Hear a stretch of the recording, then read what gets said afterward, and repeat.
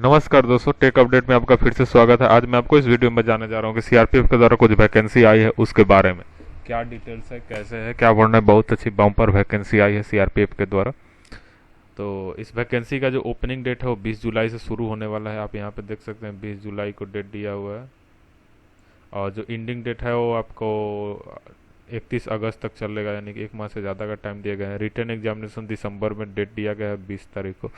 तो यहाँ पे देख सकते हैं कि आप किस डिपार्टमेंट के लिए बी और सी ग्रुप के लिए वैकेंसियाँ है और क्या क्या पोस्ट है उसके बारे में हम बताएंगे। किस कैटेगरी के लिए कितनी सीट है, क्या उसका स्केल पे है, क्या एजुकेशन क्वालिफिकेशन है और क्या एज ग्रुप है उसके लिए। ये जो टोटल वैकेंसी है वो 800 के आसपास है। 789 वैकेंसी टोटल आई है। तो आइए यहाँ पे देखते हैं पहली वैकेंसी क्या है। इंस्पेक्टर डाइटिशियन के लिए जनरल कैटेगरी में एक सीट है इसके लिए। टोटल एक ही सीट और इसका पेमेंट भी बहुत अच्छा खासा है, 44,000 से ऊपर है। इसमें आपको क्वालिफिकेशन है कि बीएससी होम साइंस या होम इकोनॉमिक्स से होना चाहिए और डिप्लोमा डाइटिशियन में आपको होना चाहिए। और इसका एज बिलो 30 ईयर्स होना चाहिए कोई सी भी के लिए। और गवर्नमेंट के लिए 45 ईयर्स, गवर्नमेंट एम्प्लॉय जो गवर्नमेंट सर्वेंट है उनके लिए 45 ईयर्स। दूसरा वैकेंसी है इंस्पेक्टर के लिए, यानी सब इंस्पेक्टर स्टाफ नर्स के लिए। इसमें 81 सीट है, बहुत अच्छी खासी सीट है। और कैटेगरी यहाँ पे डिवाइड कर दिया गया है। हाँ, तो यहाँ पे जो स्टाफ नर्स की वैकेंसी है उसमें 175 सीट टोटल दिया गया है, जिसमें 81 जनरल कैटेगरी का आप देख सकते हैं। ओबीसी के लिए 40 है, एससी के लिए 26, एसटी के लिए 11 और ईडब्ल्यूएस के लिए 17 है। इसका स्केल भी अच्छा है, 35,000 से शुरू हो रहा है और इसमें 12th क्लास पास होना चाहिए। उसके बाद से आपको डिप्लोमा नर्सिंग में होना चाहिए और इसका भी एज बिलो 30 ईयर्स है सभी के लिए। सब सेक्टर रेडियोग्राफर की अगर बात करें तो इसमें टोटल 8 सीट है। इसके लिए भी आपको 10+2 विथ रेडियोग्राफी में 2 ईयर का सर्टिफिकेट डिप्लोमा का होना चाहिए। Age group 30 years. अगला वैकेंसी जो है असिस्टेंट सब इंस्पेक्टर फार्मासिस्ट के लिए है, जिसमें आपको 84 सीट है। इसका भी पे स्केल अच्छा है, 29,000 से शुरू हो रहा है। 12th क्लास पास होना चाहिए और आपको 2 ईयर डिप्लोमा फार्मेसी में होना चाहिए। और एज ग्रुप इसका 20 से 25 होना चाहिए। कैटेगरी वाइज इसमें जो है एज में छूट दिया गया है। असिस्टेंट सब इंस्पेक्टर फिजियोथेरेपी में अगर देखा जाए तो टोटल 5 सीट ही दिया गया है। इसका पेमेंट स्केल अच्छा है, 29,000 से शुरू है। इसमें भी क्वालिफिकेशन सेम 10+2, उसके बाद से आपको 3 ईयर का बैचलर डिग्री होना चाहिए, नहीं बीपीटी एक होता है फिजियो का, वो कोर्स होना चाहिए आपका। इसका एज ग्रुप 20 से 25 है। Assistant sub inspector dental technician के लिए आपको 4 सीट है, जिसका पे स्केल सेम रखा गया, 29,000 से शुरू हो रहा है। इसमें मैट्रिक विद साइंस सब्जेक्ट से होना चाहिए और 2 ईयर का डेंटल हाइजीनिस्ट का कोर्स किया हुआ डेंटल क्लिनिक से होना चाहिए। एज ग्रुप 20 से 25 साल। Assistant sub inspector laboratory technician के लिए टोटल 64 सीट दिया गया है, जिसका पे स्केल 29,000 से शुरू हो रहा है। इसमें मैट्रिक साइंस के साथ और डिप्लोमा सर्टिफिकेट होना चाहिए मेडिकल लेबोरेटरी में, किसी भी स्टेट गवर्नमेंट या सेंट्रल गवर्नमेंट के द्वारा। एज ग्रुप 20 से 25। असिस्टेंट सब सेक्टर इलेक्ट्रोकार्डियोग्राफी के लिए आपको एक सीट है, जिसमें पे स्केल 29,000 से शुरू है। इसमें मैट्रिक पास होना चाहिए और 20 से 25 एज ग्रुप होना चाहिए और इलेक्ट्रोग्राफी कार्डियक में आपको एक्सपीरियंस होना चाहिए। Head constable physiotherapy assistant nursing और मेडिकल के लिए टोटल 88 सीट है, जिसका पे स्केल 25,500 शुरू है। इसमें 12th पास होना चाहिए, 2 साल का एक्सपीरियंस होना चाहिए और एज ग्रुप 18 से 25 साल होना चाहिए। Head constable ANM and midwife के लिए 3 सीट है, जिसमें 12 पास होना चाहिए। 2 ईयर मिडवाइफ और नर्स का आपको सर्टिफिकेट और एक्सपीरियंस होना चाहिए। 18 से 25 age group. Head constable dialysis technician के लिए टोटल 8 सीट दिया गया है, जिसका पेमेंट स्केल शुरू हो रहा है आपको 25,000 से और 12th पास होना चाहिए। 2 साल का एक्सपीरियंस सर्टिफिकेट होना चाहिए और 18 से 25 एज ग्रुप इसका भी है। Head constable junior x-ray assistant के लिए टोटल 84 सीट है, जिसका पे स्केल 25,000 से ऊपर से शुरू हो रहा है। मैट्रिक पास होना चाहिए साइंस में और डिप्लोमा सर्टिफिकेट रेडियोलॉजी में होना चाहिए। अगली वैकेंसी की बात की जाए तो हेड कांस्टेबल लेबोरेटरी असिस्टेंट के लिए है, 5 सीट है। उसमें मैट्रिक पास होना चाहिए, आपको सर्टिफिकेट होना चाहिए। एज ग्रुप 20 से 25 होना चाहिए उसके आगे चलते हैं। हेड कांस्टेबल इलेक्ट्रीशियन के लिए एक सीट दिया गया है जिसका पे स्केल 25,000 से शुरू होगा। मैट्रिक पास होना चाहिए और आपको डिप्लोमा या आईटीआई भी होना चाहिए इसमें। यहाँ पे आईटीआई के लिए सर्टिफिकेट देख सकते हैं, वो भी होना चाहिए तो चलेगा। हेड कांस्टेबल स्टीवार्ड के लिए टोटल 3 सीट है जिसका पे स्केल 25,000 से शुरू होगा। मैट्रिक पास होना चाहिए, diploma in food and beverage में होना चाहिए। एज ग्रुप 18 से 23 साल ही है। और सभी में एज ग्रुप जो है ये जनरल के लिए दिया गया है। सभी में जो भी कास्ट SC ST है उन या EWS उनके लिए डिस्काउंट छूट है एज में। कांस्टेबल कुक के लिए भी अच्छी खासी वैकेंसी 116 आई है जिसका पे स्केल 21,700 से शुरू हो रहा है। मैट्रिक पास होना चाहिए, not less than 1 year experience होना चाहिए, मेडिकली फिट होना चाहिए। ये बहुत लोग इसमें जाते हैं क्योंकि ये सभी लगभग कर भी लेते हैं और ये आसानी से इस पे ज़्यादा लोग ये करते हैं। और सफाई कर्मचारी के लिए अच्छी खासी 121 सीट है जिससे मैट्रिक होना चाहिए और knowledge of reading Hindi English local language के बारे में आपको जानकारी चाहिए। 18 से 23 साल एज ग्रुप है इसका भी। 18 से 23 साल है। धोबी वाशरमैन के लिए 5 सीट है जिसमें आपको मैट्रिक पास होना चाहिए और experience not less than 1 year होना चाहिए। 18 से 23 years. Constable WC water career के लिए 3 सीट है, मैट्रिक पास होना चाहिए और या फिर आप किसी भी आर्मी क्वालिफाइड आर्मी पर्सनल से भी हैं तो चलेगा। कांस्टेबल टेबल बॉय के लिए 1 सीट है, मैट्रिक पास होना चाहिए और होटल में काम करने का एक्सपीरियंस होना चाहिए। वेटनरी के लिए भी कुछ वैकेंसी आई है। हेड कांस्टेबल वेटनरी के लिए 3 सीट है जिसमें 10+2 साइंस यानी फिजिक्स केमिस्ट्री बायो से आपको होना चाहिए, न कि मैथ से, और डिप्लोमा सर्टिफिकेट होना चाहिए आपको किसी भी इंस्टीट्यूट से। हेड कांस्टेबल लैब टेक्नीशियन के लिए वेटनरी में 1 सीट है, 10+2 with chemistry physics and biology के साथ होना चाहिए। 18 से 25 age group. Head constable radiographer के लिए 1 सीट है, 10+2 with physics chemistry and biology के साथ होना चाहिए। डिग्री सर्टिफिकेट होना चाहिए आपको रेडियोग्राफी में और 18 से 25 एज ग्रुप है। यहाँ पे जो मैं बात कर रहा था तो यहाँ पे यू जो पोस्ट है उसका एक फुल फॉर्म है कि यू आर अनरिजर्व के लिए। यहाँ पे अगर आप देख सकते हैं कि ये नो टेक निकाला गया है क्वालिफिकेशन के हिसाब से, उस हिसाब से candidate who are not acquired desirable education का शैल नॉट बी अप्लाई। जिसके पास ये सब क्वालिफिकेशन नहीं है अप्लाई नहीं कर सकते हैं। यहाँ पे अगर पोस्ट रेट की बात की, जैसे आप फॉर्म भरेंगे तो वहाँ पे कोड मांगेगा तो कोड में आपको ये कोड देख कर ही डालना होगा किस पोस्ट के लिए कौन सा कोड है। यहाँ पे सब कोड दे रखा गया है। इंडियन होना चाहिए आपको, नेपाल के हैं भूटान के हैं तो भी भर सकते हैं। यहाँ पे हम कैटेगरी एज रिलेक्शन की बात कर रहे थे तो SC के लिए 5 और ST के लिए 5 साल दिया गया है। OBC के लिए 3 साल है, ये सर्विसमैन के लिए 3 साल है। ग्रुप C पोस्ट में सेंट्रल गवर्नमेंट सिविलियन के लिए 40 वर्ष है, OBC के लिए 43 वर्ष और SC ST के लिए 45 वर्ष। जो भी ग्रुप C पोस्ट के लिए ये सिर्फ है। ग्रुप C पोस्ट यानी कि जो मैंने आपको यहाँ पे दिया था कि यहाँ पे ग्रुप वाइज पोस्ट है तो इसमें ये ग्रुप C आ जाएगा। तो उसके लिए ये है आपका B और C कैटेगरी के लिए जो ग्रुप B और ग्रुप C है तो उसी में जो C कैटेगरी के पोस्ट हैं उसके लिए आपको थोड़ा ज़्यादा डिस्काउंट मिल चुका है एज के लिए।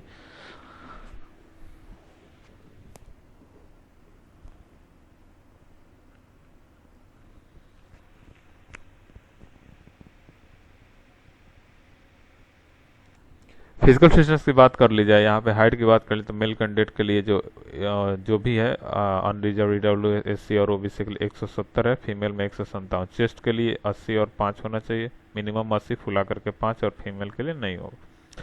एज रिलेक्शन की बात कर ली जाए तो दे दिया गया है। यहाँ पे हाइट की बात कर ली जाए तो मिनिमम हाइट और शेड्यूल ट्राइब यानी ST के लिए 162.5 होना चाहिए, फीमेल के 150 और ये गोरखा गढ़वाली कमोर दुर्गास के लिए 165 और 155। यहाँ पे चेस्ट की बात की तो SC कैंडिडेट के लिए 76-81 है और मेल में 78-83। सॉरी मेल का 76-81, फीमेल के नहीं होता और गोरखा गढ़वाली कमोनियन के लिए 78-83 होगा। यहाँ पे फिटनेस की बात कर लीजिए, फिजिकल एफिशिएंसी टेस्ट के तो 1 माइल का रेस 7 मिनट 30 सेकंड में मेल के लिए है और फीमेल के 800 मीटर रेस 6 मिनट में। लॉन्ग जंप 10 फीट 3 चांस में होना चाहिए, हाई जंप 3 फीट होना चाहिए। फिजिकल स्टैंडर्ड फॉर कांस्टेबल मसालची कुक इसके लिए अगर बात कर ली जाए तो यहाँ पे आपको 170 हाइट होना चाहिए और फीमेल के लिए 157 हाइट होना चाहिए। यहाँ पे वहीं सेम कैटेगरी इसका भी है, सेम फार्मूला यहाँ भी लागू है। चेस्ट भी है। यहाँ पर जो है वो वेट फॉर मेल फीमेल होगा। पीईटी कांस्टेबल सब कांस्टेबल करे 1 माइल रेस इन 10 मिनट में होना चाहिए, और for female candidate 1 mile race in 12 minute होना चाहिए। यहाँ टाइमिंग भी ज़्यादा दे रखा गया है, 10 मिनट 1600 माइल के लिए दिया है। Standard qualification condition of ex serviceman के लिए यहाँ पे है, उनके लिए PST for post SI will be conducted as per direct requirement. Examination centre जो होगा न्यू दिल्ली, हैदराबाद, गुवाहाटी, जम्मू, प्रयाग, अजमेर, नागपुर, मुजफ्फरपुर और पालीपुरम, ये आपका एग्जामिनेशन सेंटर होगा। ऑनलाइन एग्जाम होगा। अगर यहाँ पे एग्जामिनेशन फ़ी की बात करें तो 200 रुपये फीस जो है वो ग्रुप बी के लिए है, और 100 रुपये फीस जो ग्रुप सी के लिए है। और आप पेमेंट इंडियन पोस्टल और बैंक ड्राफ्ट के द्वारा ही पे करना है। Any other mode payment will be not accepted and आपका अप्लीकेशन रिजेक्ट हो जाएगा। How to apply? अप्लाई करने के लिए आपको बाय हैंड और पोस्ट ऑफिस से ही अप्लाई करना है। ये ऑनलाइन अप्लीकेशन नहीं है। सबसे इस एप्लीकेशन की कि आपको इसको खुद से भेजना है। ये थोड़ा अजीब लग रहा होगा सुनने में, लेकिन क्या करें, ऑनलाइन इसको नहीं निकाला गया है। इसके लिए आपको ऑफलाइन मोड में ये फॉर्म भरना है, इसीलिए आपको ज़्यादा दिन का समय दिया गया है, यानी कि पूरे 1 माह और इधर 10 दिन, यानी कि 1 माह से ज़्यादा का टाइम इस एप्लीकेशन के लिए है। आप इसको जल्दी से, फॉर्म मार्केट में आ ही गए होंगे, आप घर इसको भर लीजिए, और भर के जैसे 20 है 20 के बाद से आप इसको छोड़ें, क्योंकि 20 से पहले भी नहीं छोड़ सकते हैं आप, क्योंकि जब आप पोस्ट करेंगे तो वहाँ पे डेट भी जाएगा, इसलिए आप हमेशा 20 के बाद ही इसको छोड़ें। और जो एड्रेस है वो कहाँ जाएगा यहाँ पे, तो आप यहाँ पे देख सकते हैं कि डीआईजी ग्रुप सेंटर, ये एड्रेस है। इस एड्रेस पे आपको फॉर्म भरना है। डिस्ट्रिक्ट भोपाल एमपी में जाएगा, ठीक है। इस एड्रेस पे आपको फॉर्म को फिल करना है। उसमें क्या क्या लगेगा, तो 2 लेटेस्ट पासपोर्ट साइज फोटोग्राफ होगा, and envelope mention correspondence address. उसमें आप इन्वेलप 2 इन्वेलप लगा देंगे with stamp should not be mail deposit. Stamp भी रहेगा उसमें। आपको फोटोग्राफ्स अगर नहीं रहेंगे, फोटोग्राफ्स आप नहीं भेजा तो रिजेक्ट हो जाएगा। फोटो आपको 2 देने पड़ेंगे, इसलिए कि जब उधर से एडमिट कार्ड रिलीज होगा तो उस पर आपका फोटो चिपका करके ही उधर से आएगा, तो इसलिए आपको फोटोग्राफ्स भी देने जरूरी हैं। जब आपको पीएचडी के लिए बुलाया जाएगा तो ये फॉलोइंग डॉक्यूमेंट्स आपका लगना जरूरी है। क्या होगा? कास्ट सर्टिफिकेट, एजुकेशन सर्टिफिकेट और birth certificate, discharge certificate, experience certificate, EWS certificate, NOC certificate लगेगा। ये आपको ये कैरी करके ले जाना होगा।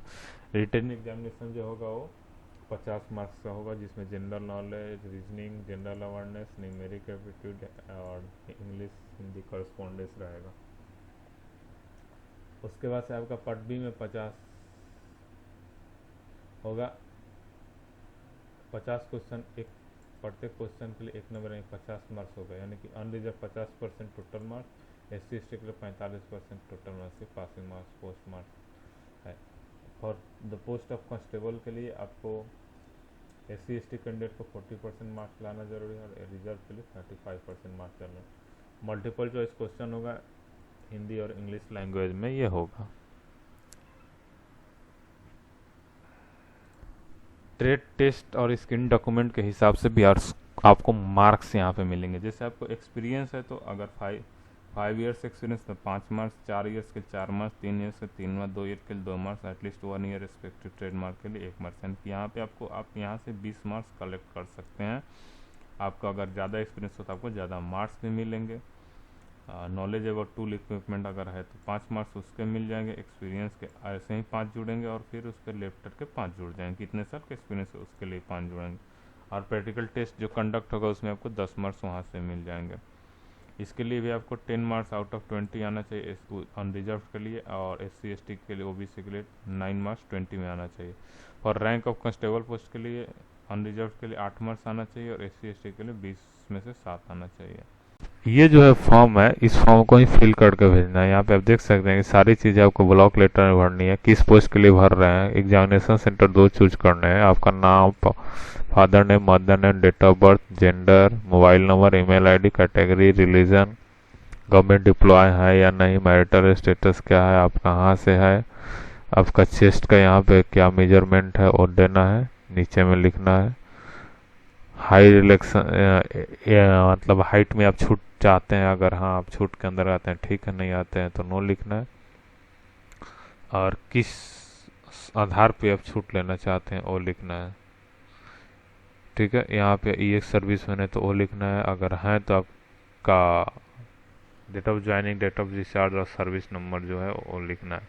यहाँ पे पासिंग मार्क्स देना है आपको, 10 ट्वेल्थ ग्रेजुएशन पोस्ट ग्रेजुएशन जो भी है उसका, टेक्निकल क्वालिफिकेशन देना है, पोस्ट एड्रेस देना है यानी कि कहाँ पे आपको पोस्टल एड्रेस, आपका घर कहाँ है, परमानेंट एड्रेस देना है, आधार नंबर डाल देना है। यहाँ पे आप अगर किसी केस में है तो आप वो, ये नहीं है तो नहीं। Details of fee paid if applicable, अगर आप फी दे रहे हैं तो उसका यहाँ पे IPO और चेक नंबर देना है, डेट देना है, अमाउंट देना है, कितना का आपने फी दिया है। यहाँ पे कैंडिडेट का क्या होगा कि सिग्नेचर आपको करना है, बिना सिग्नेचर के फॉर्म रिजेक्ट हो जाएगा। उसके बाद से यहाँ पे आपको डिक्लेरेशन भरना है, डिक्लेरेशन के बाद से फिर से सिग्नेचर, प्लेस और डेट देना है। उसके बाद से ये certificate of serving defence personnel, ये अगर आप डिफेंस में है तो उसके लिए है, नहीं तो नहीं भरना है। उसके बाद से आपको यहाँ पे EX सर्विसमैन में जो है उनके लिए है, और यहाँ पे SC ST कास्ट के लिए जो सर्टिफिकेट है वो भी इनक्लोज करना है। सर्टिफिकेट भी आपको भेजना है जीरोक्स करके, डॉक्यूमेंट्स के जीरोक्स भी आपको लगाने हैं साथ में, वो मत भूलिएगा लगाना। तो ये फॉर्मेट होना चाहिए, इसी फॉर्मेट में आपका सर्टिफिकेट होना चाहिए। यहाँ पे कौन सा सर्टिफिकेट वैलिड है, कौन सर्टिफिकेट को authorize empower to issue the certificate of caste certificate. यहाँ पे डिस्ट्रिक्ट मजिस्ट्रेट, एडिशनल डिस्ट्रिक्ट या collector, deputy commissioner, sub division, taluk magistrate, extra assistant commissioner, sub division officer, area where candidate और his family is normally resided, sub division से भी हो सकता है। और आपका यहाँ पे चीफ प्रेसिडेंट मजिस्ट्री या प्रेसिडेंट मजिस्ट्री वाला के द्वारा रिलीज किया गया सर्टिफिकेट भी चलेगा। लेकिन फॉर्मेट जो होना चाहिए आपका, इस फॉर्मेट में हमने बहुत जगह का अलग अलग फॉर्मेट होता है, तो आप ये सेंट्रल गवर्नमेंट का फॉर्मेट है, इस फॉर्मेट में ही ये सर्टिफिकेट आप बनवा लें और उसके बाद से इसको अप्लाई करें। यहाँ पे आपको OBC के लिए भी सर्टिफिकेट फॉर्मेट दिया गया है, वो इस फॉर्मेट में होना चाहिए। यहाँ पे आपको declaration OBC candidate non creamy layer अगर है तो उसके लिए डिक्लेरेशन देना है। यहाँ पे एज रिडक्शन या चेस्ट के लिए जो सर्टिफिकेट है उसके लिए आपको यहाँ पे देना है, यहाँ इस फॉर्म को भर देना है और इसको बस यहाँ पे मजिस्ट्रेट या तहसीलदार या सब डिवीजन मजिस्ट्रेट से सिग्नेचर या स्टाम्प वहाँ पे रहेगा। सेंट्रल गवर्नमेंट सिविलियन एम्प्लॉय हैं उसके लिए, और आप एज रिलेक्शन में एज में छूट चाहते हैं तो उसके लिए आपको ये सर्टिफिकेट देकर साथ में इनक्लोज करना होगा। ये सर्टिफिकेट आपको नहीं भरना है, ये certificate head of the office से भरा जाएगा, ये भी आपको साथ में भेजना पड़ेगा। ये डिपार्टमेंटल कैंडिडेट के लिए जो जैसे CRPF में ही है या प्रमोशन के तौर पर या कुछ उस तरह से इस कैंडिडेट वो लोग अपना भरेंगे। इनकम असिस्टेंट के लिए आपको नहीं भरना है, इसके लिए कुछ नहीं करना है, बस इतना है। तो दोस्तों आप इस फॉर्म को 20 के बाद से भरना शुरू कर दें, और अच्छी खासी वैकेंसी आई है, हर पोस्ट में लगभग बहुत अच्छा सीट है। तो ये अब वैकेंसी शुरू, क्योंकि लॉकडाउन की वजह से सारी वैकेंसियाँ रुकी हुई थी, कुछ भी नहीं आ रहा था, अब धीरे धीरे सब शुरू हो रहा है। तो आप इसको भर दें और अच्छे से तैयारी करें और अच्छे से निकालें। अगर कोई भी डाउट है या कुछ है तो आप कमेंट करें, हम कमेंट में आपका रिप्लाई देंगे, और ज़रूरत पड़ी तो उस चीज़ पर हम वीडियो बना कर आपको बताएंगे कि आगे का स्टेप क्या है। बहुत ईजी है, मैंने सब चीज़ आसानी से और अच्छे तरीके से बताया। अगर आपको इस वीडियो से अच्छे से समझ आया, अगर आपको वीडियो अच्छी लगी तो बस आप लाइक कर दें और इस वीडियो को अपने दोस्तों के साथ शेयर करें ताकि उन्हें भी पता चले, और मेरे चैनल को सब्सक्राइब ज़रूर करें ताकि मुझे मोटिवेशन मिले कि हाँ मैं कुछ ऐसी चीज़ें बता रहा हूँ, कुछ अच्छी और नई चीज़ें बता रहा हूँ जिससे लोगों को फ़ायदा हो रहा है। तो मुझे भी इससे अच्छा लगा और मुझे और वीडियो बनाने में अच्छा लगेगा। धन्यवाद दोस्तों, धन्यवाद।